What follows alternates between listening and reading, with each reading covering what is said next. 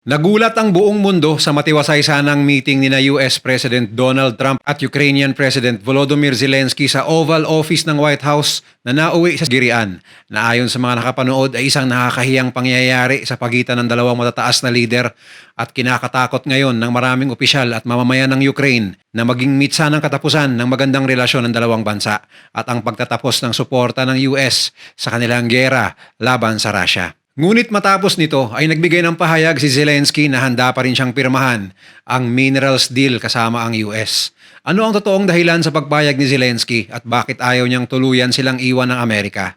Ang nangyari ba sa White House ay matibay na ebidensya na talagang nag-iba na ang ihip ng hangin at mas pinapabura na ng US ngayon ang Russia kaysa sa Ukraine? At totoo bang winarningan na si Zelensky ng isang mataas na opisyal ng US na huwag magpahuli sa bitag ni President Donald Trump, kung hindi ay mauuwi sa isang argumento ang kanilang meeting? Yan ang pag-uusapan natin ngayon dito lang sa Mr. Goodbye. Sa kabila ng nabanggit na meeting sa White House na nauwi sa bangayan na siyang dahilan ng maagang pagpapauwi kay Zelensky mula sa White House, sinabi mismo ng Ukrainian President isang araw matapos ang insidente sa isang interview na handa pa rin siyang pirmahan ang kasunduan nila ng Estados Unidos na US-Ukraine minerals deal. Ito ay sa kabila ng pakikipagpulong din ni Zelensky sa mga leader ng European Union. Matatandaang sa naturang kasunduan, hinihingi ng US ang 50% cut sa kita ng Ukraine sa pagmimina ng mga mineral at mabigyan sila ng access sa pag-import nito pabalik sa Estados Unidos. Dagdag pa nito ang mga byproduct gaya ng lithium at titanium na eksklusibong ibebenta sa mga manufacturer sa US. Kasama rin sa deal ang pagbibigay access sa US sa gasolina at langis ng Ukraine, maging ang mga kita sa mga pantalan at infrastruktura ng bansa, kapalit ng walang tigil na suporta ng US sa gera. Nauna nang sinabi ni Zelensky na wala siyang balak na ito'y pirmahan dahil tila ba ibinibigay na niya ang Ukraine sa Amerika sa naturang agreement, pero sa pagkakataong ito ay tila nag-iba ang ihip ng hangin matapos ang nangyaring girian sa White House. Ayon kay Trump, mahalaga ang naturang deal dahil ito ang kanyang tinitingnang bayad sa malaking tulong ng US sa Ukraine, na dagdag pa ni Trump ay matagal na sanang natalo sa gera kundi dahil sa mga armas at pondo na pinaabot ng administrasyon ni Joe Biden kay Zelensky. Pinagdiinan pa ni Trump na ang US din umano ang may pinakamalaking ambag sa gera ng Ukraine at Russia kumpara sa ibang mga bansa sa Europa kung saang kontinente matatagpuan ng Ukraine, na dapat sila ang mas may responsibilidad sa Ukraine dahil kapitbahay lamang nila ito. Sinisigurado naman ni Zelensky na dapat ay magkaroon din ng tsak na seguridad ang ibibigay pabalik ni Trump sa naturang bansa kapalit ng minerals deal. Ayon kay Zelensky sa British media, gusto niyang matuloy ang deal upang hindi mahinto ang tulong na nakukuha nila sa Estados Unidos para sa gera, dahil aminado naman siya na kailangan nila ang US kaysa sa pumanig ito kay Putin at sa Russia. Dagdag pa ni Zelensky na kahit na nagkaroon ng hindi pagkakaunawaan sila ni Trump sa White House, nauna na niyang idineklarang pipirma ito sa kasunduan kahit anong mangyari. Tapos na rin umano sila na aralin ang kasunduan at mas importante umanong narinig ng US ang kanilang posisyon sa gera. Dapat ay bukas umano sila sa lahat ng pwedeng mangyari at may tiwala sila sa tulong ng Amerika. Tiwala rin siyang manunumbalik ang kanilang relasyon ni Trump at hindi na nito babawiin ang tulong at suporta ng US sa gera ng Ukraine sa kabila na nangyari. At tiwala siya na magiging kakampi uli nila ang US sa kanilang laban kontra Russia at hindi titigil ang Amerika at iba pang sibilisadong bansa na tulungan silang labanan si Russian President Vladimir Putin. Sinabi ni Zelensky na bagamat hindi naging maganda ang usapan nila sa White House, ay handa siyang bumalik doon kung muling iimbitahan ni Trump. Ngunit hindi naman papayag si Zelensky na ibigay ang lupang nasakop na ng Russia kay Putin, bagay na iniisip ng ibang kaalyado ni Trump sa White House sakaling hindi na matuloy ang kasunduan. Pinawi rin ito ang mga naunang skeptisismo ng mga US expert para sa naturang deal. Ayon kay US Treasury Secretary Scott Bessent, imposible na umanong matuloy ang kasunduan ng dalawang bansa dahil sa nangyari sa White House. Sinabi pa ni Bessent na ginulo ni Zelensky ang naturang usapan kasama sina Trump at US Vice President J.D. Vance na dapat sana'y mapayapang kasunduan. Aniya, isa ito sa pinakamalalang kapalpakan na nagawa ni Zelensky. Para naman kay US Secretary of State Marco Rubio, dapat daw umanong humingi ng tawad si Zelensky matapos ang insidente sa White House Oval Office. Kinwestiyon pa nito si Zelensky kung tunay nga bang gusto nito ng kapayapaan at gusto nitong matigil na ang gera sa Ukraine. Sinagot na rin ito ni Zelensky at sinabing bagaman nirirespeto niya si Trump at ang Amerika, naniniwala siyang hindi ito dapat humingi ng tawad kay Trump dahil naging tapat lamang umano ito at wala naman siyang sinabing mali at masama. Naniniwala naman si US House Representative Brian Fitzpatrick na mapipirmahan din agad ang mineral deal ng dalawang bansa dahil pawang makikinabang ang US at Ukraine dito. Magiging simbolo rin umano ito ng mas matatag at pangmatagalang economic partnership ng US at Ukraine at magbibigay ng seguridad na hindi hihinto ang maibibigay na tulong sa Ukraine mula sa US pagdating sa usapin sa gera doon. Samantala, nakakuha naman ng ilang dagdag na suporta ang Ukraine sa mga iba pang European leader sa pakikipag-ugnayan ni Zelensky sa mga bansa sa Europa sa pangunguna ni UK Prime Minister Keir Starmer. Sinabi niya kasama ang iba pang bansa gaya ng France na handa sila makipagtulungan sa Ukraine kahit ititigil na ang suporta ng US habang nananatiling agresibo si Putin. Ayon naman kay French President Emmanuel Macron, kakausapin nila ang Russia upang magkaroon ng isang buwang ceasefire sa dalawang bansa sa pang-aatake nito sa himpapawid, karagatan at sa energy infrastructure ng Ukraine. Handa rin sila magpadala ng mga sundalo sa Ukraine sakaling ituloy ng US ang pag-withdraw ng kanilang mga gamit at armas matapos ang gulo sa White House. Naniniwala naman si French Minister for Europe Noel Barrot na dapat maulit sa lalong madaling panahon ang dialogo ni Trump at Zelensky. Sinabi naman ni political expert Christian Molling na dapat ay gumalaw agad ang Europa sakaling hindi na talaga tumulong ang US. Samantala, tila ba nagkakatotoo na ang inaasahan ng mga eksperto na mas pinapabura ni Trump si Putin kaysa kay Zelensky. Dahil dito ay tila ikinatuwa ng Russia ang naganap na insidente sa White House sa pagitan ni Zelensky at Trump. Ayon sa mga eksperto, umpisa na umano ito ng paglapit ng Russia sa kanilang kagustuhang makuha naman ang suporta ng Estados Unidos. Naghihintay na umano ang Moscow na makipag-ugnayan ang US sa kanila. Lumalakas na rin ang ugong ng sinasabing US-Russia talks sa pagitan ni Trump at Putin.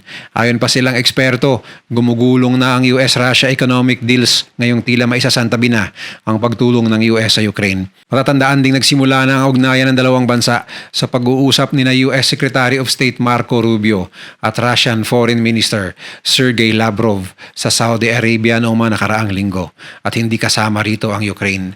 Ito ang unang beses na may mga matataas na opisyal ng dalawang bansa na nag-uusap simula ng suguri ng Russia ang Ukraine noong 2022. Ayon pa kay Rubio, ito na ang umpisa ng maraming beses ng pag-uusap ng dalawang bansa para umano matapos na ang gera. Ayon sa CNN, may mga usapan pang inaasikaso na ang ikalawang round ng pag-uusap ng dalawang bansa na posibleng maganap uli sa Middle East. Ayon kay Russian Direct Investment Fund CEO Kirill Dmitriev, posibleng isama sa kanilang susunod na usapan ang US-Russia energy deals. Batay naman sa report ng Financial Times, isasama umano sa susunod na usapan ng dalawang bansa ang ilang American investors upang muling simulan ang Nord Stream 2 gas pipeline ng Russia sa Europa na unang pinahinto ng Germany bilang tugon sa pagsugod ng Russia sa Ukraine noong 2022. Matatandaan ang naturang Nord Stream 2 ay ang project pipeline sana ng Russia na dapat ay gagamiting pang-deliver ng natural gas mula Russia papuntang ibang mga bansa sa Europa na dadaan sa Germany. Isa sana ito sa magiging malaking kuhanan ng pera ng Russia sa kanilang ekonomiya. Nananawagan din si Dmitriev sa Trump administration at Russia na magtulong-tulong upang pagandahin ang mundo at mag-focus sa investment at pagpapalago ng ekonomiya. Naiisip din na naturang businessman na magtulungan ang Russia at US sa mga scientific breakthrough gaya ng pagpunta sa space, Mars exploration at iba pa. Sinabi pa ng mga eksperto na marami ang mapapakinabangan ng US sa Russia kung sila ay mag-uugnayan sa isa't isa gaya ng minerals deal na di nila makukuha sa Ukraine. Mas malaki pa umano ang reserves ng Russia sa natural minerals kumpara sa Ukraine. Sinabi rin ni Rubio na mayroong extraordinary opportunity sa Russia sa usaping ekonomikal at geopolitical. Posible ring manumbalik ang maraming American businesses sa Russia. Matatandaan kasing maraming mga kumpanya ang nagsialisan sa Russia matapos itong lumusob sa Ukraine. Ngunit ayon kay Dmitriev, inaasahan itong karamihan sa mga American company ay babalik sa Russia bandang ikalawang quarter ng taon. Para naman sa ibang eksperto, mahihirapan ang mga American business na muling mamuhunan sa Russia. Ayon sa isang American business expert na si Timothy Ash, madalas ang problema ng korupsyon, bureaucracia at red tape sa Russia. Batay sa Transparency International, bumaba pa sa 154th place ang Russia sa bilang ng mga bansa na may matinding korupsyon sa buong mundo. Dagdag pa ng mga eksperto, hindi na halos nakadikit ang ekonomiya ng Russia sa ibang mga bansa dahil naglabas ng batas si Putin na aangkinin ng kanilang pamahalaan ang lahat ng mga foreign business doon. Batay naman sa pag-aaral ni Elina Rybakova ng Peterson Institute for International Economics, hindi na masasabing magandang pagkakakitaan ng mga businessman ng bansang Russia. Isang malaking pagbabago umano ang hindi na nakadepende ang maraming bansa sa langis na namimina sa Russia. Kakompetensya na rin ngayon sa Russia ang Amerika na mas marami nang napuproduce na langis ang Amerika at marami nang bumibili sa kanila. Sinabi naman ng ibang mga eksperto na hindi lang pera ang habol ng administrasyong Trump sa Russia, kundi ang posibleng muling buhayin ang US-Russia ties. Dahil dito, tila tatalikuran na umano ni Trump ang kanyang Western allies. Ayon kay Russian spokesman Dmitry Peskov, maganda sa kanilang bansa ang mabilisang pagbabago ng foreign policy ng Trump administration. Sinabi naman ni US Middle East Envoy Steve Witkoff, posibleng asahan din ang ilang negosyo ng US na agad bumalik sa Russia sakaling matuloy ang peace deal sa pagitan ng Ukraine at Russia. Samantala, isa pa sa ikinatuwa ng Russia ay ang pansamantalang pagtigil ni Trump sa pagpapadala ng karagdagang tulong sa Ukraine. Sinabi ni Russian spokesperson Dmitry Peskov, makakatulong ito upang mapadali ang pagkakaroon ng kapayapaan sa naturang bansa at makakatulong sa Ukraine upang matuloy na ang peace deal nila sa Russia. Ngunit iba ang paniniwala ng kampo ni Zelensky dahil ayon sa kanila, mahirap pagkatiwalaan si Vladimir Putin. Kaya mas gugustuhin pa rin ng Ukrainian President na makipag-deal sa US kahit na sa tingin niya ay lugi ang kanyang bansa sa nasabing minerals deal. Kaugnay naman sa naturang insidente sa White House, winarningan na pala ng US Senator Lindsey Graham itong si Zelensky na hindi dapat ito sasagot kay Trump at hindi sana nangyari ang naturang bangayan nila Trump, J.D. Vance at Zelensky. Ayon sa senador, dapat ay hindi umano pumatol sa mga argumento at pakikipagtalo si Zelensky laban sa dalawang leader. Suhestyon pa nga ni Senator Graham, maghanap umano ng ibang tao si Zelensky na papalit sa kanya upang makipag-usap muli kay Trump upang matupad ang kasunduan. Isang tao na magalang at malumanay na makikipag-deal sa Amerika. Inakusahan din ni Graham si Zelensky na bastos kay Trump at dahil nangyari na nga ang sagutan sa White House, sinabi ni Graham na dapat ay mag-resign na si Zelensky. Ayon pa sa kanya, walang boses ang Ukraine habang si Zelensky ang nakaupo. Sinisisi ni Graham si Zelensky na ito ang nagsimula sa sagutan sa White House na tinuturing na isa sa mga pinakamalaking iskandalo sa usapin ng relasyon ng US at Ukraine. Matatanda ang nagkasagutan ng mga leader sa White House Oval Office matapos bumisita si Zelensky kay President Trump at Vice President J.D. Vance sa unang pagkakataon noong February 28 upang pag-usapan ang mineral deal at pagpapatuloy ng suporta sa nagaganap na gera sa Ukraine. Sabi ng ilang eksperto, masyadong naging agresibo si Zelensky sa petisyon nitong mas matibay na tulong at suporta ng US sa gera. Inakusahan pa ni na Trump at Vance si Zelensky na walang modo hanggang sa nagdaasa na sila ng boses at pinaalis ni Trump si Zelensky mula sa White House. Dito ay puro parinig na si Trump sa Ukraine na dapat ay magkaroon na sila ng peace deal sa Russia. Sinabi pa nitong lalong tatagal ang gera sa Ukraine sa mga ginagawang pagmamatigas ni Zelensky. Kinansela rin ni Trump ang iba pang appointment ni Zelensky sa US at sinabing bumalik na lamang siya paghanda na itong pumirma. Inakusahan din ni Vance si Zelensky na hindi man lang umano ito naging mapagpasalamat sa ilang taong tulong ng Amerika sa kanilang bansa. Ayon naman kay German political scientist Thomas Jaeger, nahuli si Zelensky sa tinatawag nitong Trump trap matapos ang kanilang sagutan sa White House Oval Office. Ayon kay Jaeger, trademark na umano ni Trump ang makipag-trash talk sa harap ng kamera kahit hindi pa siya pangulo at planado umano ni Trump ang sagutan kay Zelensky.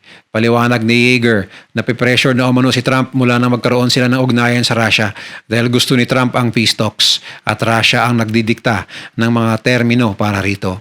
Pero dahil di umano gusto ng Amerika si Putin, pinahiya ni Trump si Zelensky sa mga Amerikano upang ipamukha na gumagawa ito ng paraan upang matapos na ang gera sa Ukraine. At ang Ukraine mismo ang may ayaw sa ginagawa niya. Habang ang iba namang mga kritiko ni Trump ay sinasabing trap ito ng Pangulo upang matapos na ang US-Ukraine alliance. Habang ang iba sinasabing pinipressure lang ng Trump administration si Zelensky upang matuloy na ang mineral deal na matagal nang pinaplano ni Donald Trump. Sa kabila ng lahat ng ito, wala pa rin talagang kasiguraduhan kung ano ang mangyayari sa mga susunod na araw habang nagpapatuloy ang gera sa Ukraine. Para kay Zelensky, nais lamang nito ng seguridad sa kanyang bansa kahit na nagkasagutan sila ni Trump. Tila nilunok nito ang kanyang pride na matapos magkagirian sa White House. Tiwala pa rin ito sa ugnayan nila sa US. Kahit na kung ano-ano na ang sinabi ni na Trump sa kanya, bukas pa rin itong bumalik sa White House para pumirma ng kasunduan para sa seguridad ng kanyang mga nasasakupan. Kaya't sana ay makakahanap na ng solusyon ang panig ng US, Russia at Ukraine upang magtatapos na ang gerang ito dahil hindi may pagkakailang marami ng inosenteng buhay na sasayang dahil sa gerang nag-umpisa sa ambisyon ng iilang tao na madumina ang ibang bansa na gusto lamang mamuhay ng tahimik at malaya at pinaglalaban lamang ang kanilang karapatan bilang independenteng bayan. Kung nagustuhan mo ang video na to, share mo naman sa iba at mag-subscribe ka na rin. Panoorin mo na rin yung mga videos na nasa kanan para lalo pang maubos ang oras mo.